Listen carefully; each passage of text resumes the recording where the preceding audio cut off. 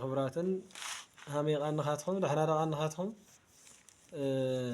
أول حلفة بزعبة شدشتي أنا يوناني ورنا رأي يوحنس معرف 10 السوتاين دحرولنا بزمننا رفتصم له عبيتي حطياتات كله هم لفتصم له معرف 10 معرف 10 لما زنا سيطانيزم ويم إلمناتي لبهال منجستي أو عالم لسفنا له هم الخانة أبراهيم يوحنس معرف 10 إنا نورنا حزم معرف 10 أنا ببينا بمبرهري ያው ጊዜ ተፈቂዱ ሁነታቱን ተስተኻኺሉ ንቀረጻ ለድልዩ ነገራት ሁሉ እንድሕር ተማሊኦም ብመብራህርሂ ራእይ ዮሐንስ ክንመጽኢና ናይ ብዙሓት ሕቶ እዩ እንዮ ሕዚ ንባቡ መጀመርያ ሰብ የንብብ ድሕሪኡ ዘይተረድኦ ንክርድኦ ይምርምር ይሓትት ስለዚ ብኡ መልክዕ ንምኻድ እዩ ምናልባት ኾነ ይደራ ዮሐንስ ሲቶም ቅልል ወሉ ንባባት ከማእዛን ቢብናዮም ኮይና ግዕዝ ለይ ንፈልጥ ኸልብል ግዕዝ ንክትፈልጡ ካብ ፊደል ጀሚርኩም ንባብ ልክትመሃሩ ዕድል ንምፍጣር እዩ ትልገርም ነገር ኣብ ደገ አውሮፓውያን አሜሪካውያን ምዕራባውያን ሁሉ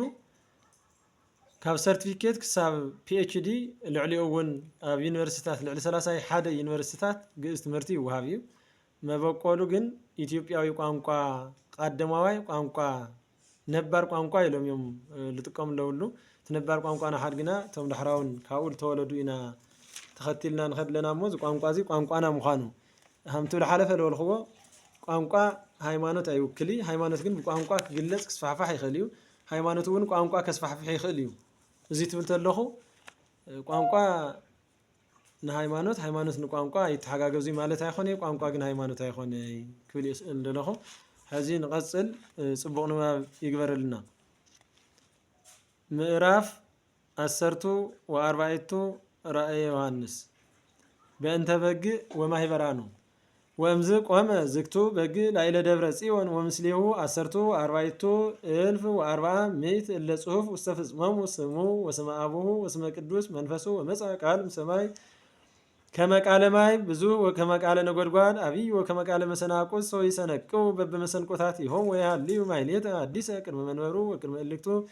40 እንስሳሁ ወእልክቱኒ ሊቃናት ወአልቦ ዘይክል አእምሮታ ለይእቲ ማሕሌት ዘእንበለ እልክቱ 14,400 ሕፃናት ለተቤዘው እምነ ምድረ ግብጽ ለንጹሐን እሙንቱ አንስት በከመ ተወልዱ እሙንቱ ለተለውዎ ለበግኡ ሀረ ለቀደሙ ተቤዝዎም እነጓለሚያው ለእግዚአብሔር ወለበግኡ ወይተረክበ ሐሰት ውስተ አፍሆሙ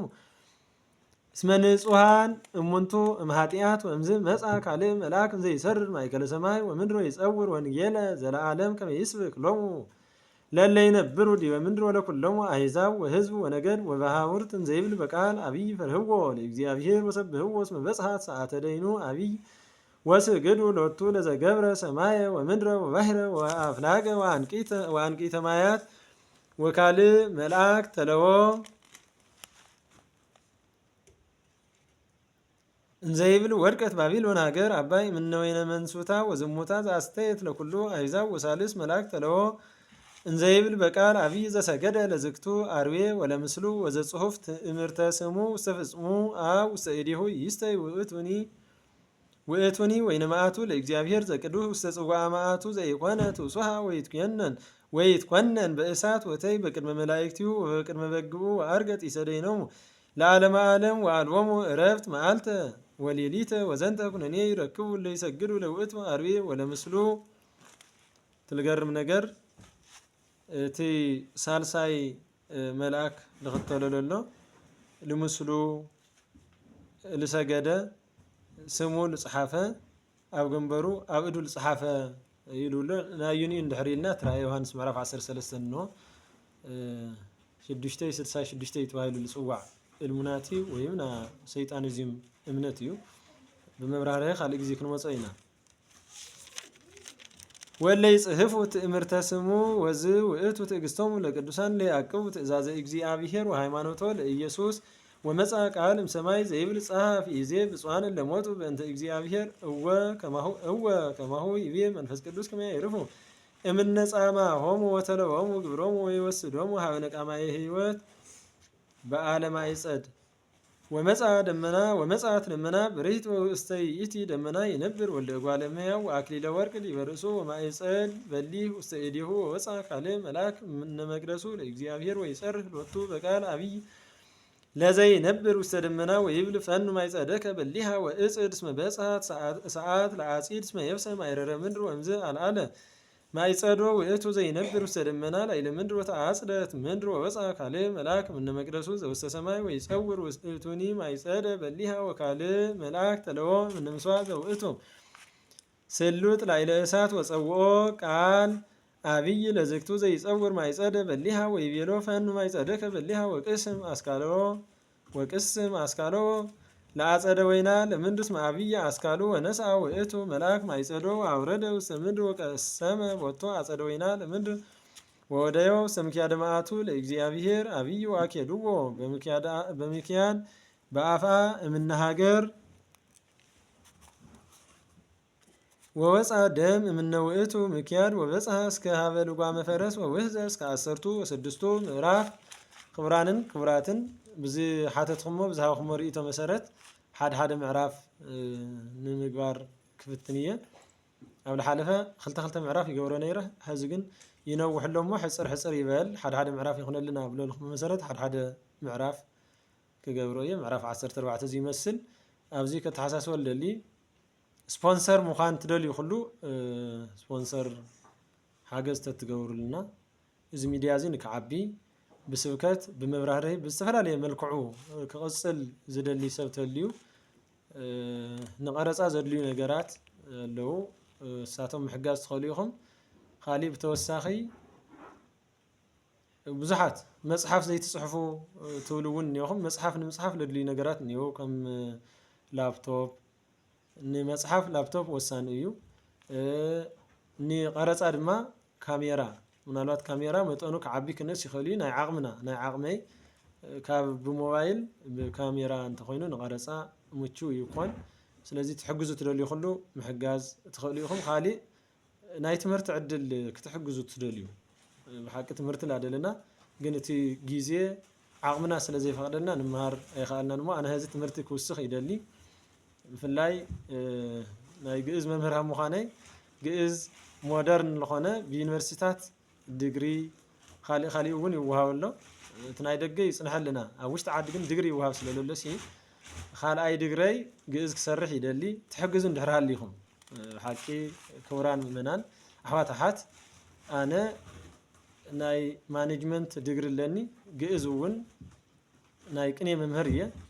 ግን ድማ ሞደርን ኮይኑ ብዘመናዊ መልክዕ ንክመሃሮ ፍሉይ ድሌት ኣለኒ እዚ ድሌት እዚ ንክሳኻዕ ክትሕግዙኒ ኣሕዋት ኣቦታት ኣዴታት ስፖንሰር ኮይንኩም ንክተምህሩኒ ይሓትት እየ ካልኦት እውን ኣለዉ ከም በዓል መምህር ሰሎሞን ኣብርሃ ኩሓ ናይ መፅሓፍቲ ሓዲሳት መፅሓፍቲ ብሉያት መፅሓፍቲ ሊቃውንት ናይ ቅኔ መምህር ትፈልጥዎም ኢኹም ኣብቲ ናይ ፀበባ ግዜ ብጣዕሚ ተፀጊሞም ስለ ዝነበሩ ናብ ዘብዐ ኣትዮም ሓላዊ ኮይኖም ናይ ድርጅታት ሓላዊ ኮይኖም ተቆፂሮም ነይሮም ካብኡ ዋላ እኳ ተወፁ ሕዚ ኣብ ፀገም እዮም እኒሆ 10 ይወዲኦም ሲ 11 12 ከይመሃሩ ካቢድዎም ብርሕቀት እዮም ክመሃሩ ነይሮም ጉባኤ ቃትር ሙሉእ ሰለስቲኡ ጉባኤ ስለ ዘምህሩ ኣይከኣሉን ስለዚ ንመምህር ሰሎሞን 11 12 ብርሕቀት ክመሃሩሉ ዝኽእሉ ስፖንሰር ትኾኑ ትደልዩ ንመምህር ሰሎሞን ድማ ናይ ማስተር ወይ ድማ ናይ ካልኣይ ዲግሪ ግእዝ ትምህርቲ ንክመሃር ትሕግዙ ትደልዩ ተሊኹም ተትሕግዙና ብእግዚአብሔር እውን ወለዶ ኣብ ምቕራፅ እውን ናይ ዓቕምና እንወፊል ኣለና ኢና እሞ ክትሕግዙና እግረ መንገደይ በዚኣ ይስታወስ ከም ልሙዱ ላይክ ሼር ሳብስክራይብ ምባል እውን ኣይትረስዑ ሳብስክራይብ ዝብል ነዚ ረኣየ ዮሃንስ ዝሰምዕ ዝርኢ ሰብ ብዙሕ ኣይኮነን እሞ ኩሉ ንክሰምዖ ንክርእዮ ብፍላይ ቀሳውስቲ ዲያቆናት መምህራን መዘምራን ኣብ ናይ ፈለገ ህይወት ቤት ትምህርትታት ለለዉ ደቂ መዛሙርቲ ንክሰምዕዎ ኩልኹም ሼር ላይክ እናበልኩም ኣባፅሕሎም ሳብስክራይብ ምባል ግን ኣይንረስዕ ኣብ ቲክቶክ ድማ ፎሎው ምባል ኣይትረስዑ ኣብ ዩቲዩብ ሳብስክራይብ ኣብ ቲክቶክ فلو مبال وساني سراح سلازخونه زين كيترسعو يغسل اللهو يغسل يو